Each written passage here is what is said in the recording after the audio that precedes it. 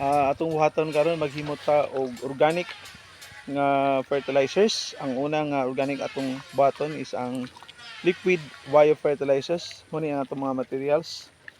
Fresh manures gikan sa kabaw baka, drum na tubig, na din tay munggos nga gi-powder nato.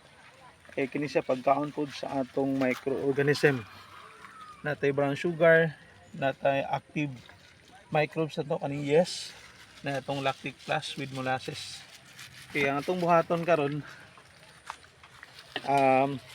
ila nang gimix og maayo, butang tubig ang fresh manure. Okay nara. Sunod nila nga buhaton ang kaning sige, pwede na sa ibutang diri din sa kan. Ako na ibutang. Pwede ra dito alsa. Katulad din gamitaan ko tong trowel. Nay. Sila nang gisulod to trowel. Butang. Okay. Lang na. Okay. So, may siya ang fresh manure nga ilang gimo. So, kung natay kabaw baka, gamit kayo siya kung mahimot og bio liquid biofertilizers. Okay. Dayon isunod din nato ang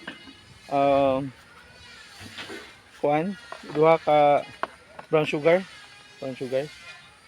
Hindi pwede na i-mix diri daan sa quantity. Putahin na sa tubig dayan. Okay. So inani ra gid ka simple kung maghimot ta og liquid biofertilizer. Sa sugar, duha ka tunga sa kilo, manani dayon kining ano siya. Molasses ug lactic plus. Mga kuan may siya 2 liters. So 1 liter lang ato ibutang. Tangi din dere. Tunga ala na. Uyog sa. Okay. That's okay na.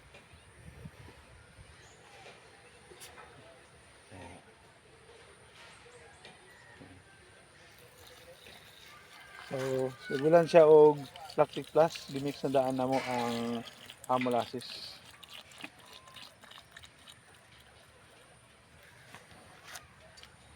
Di ka ipagid. So, yun lang ka simple. Ato din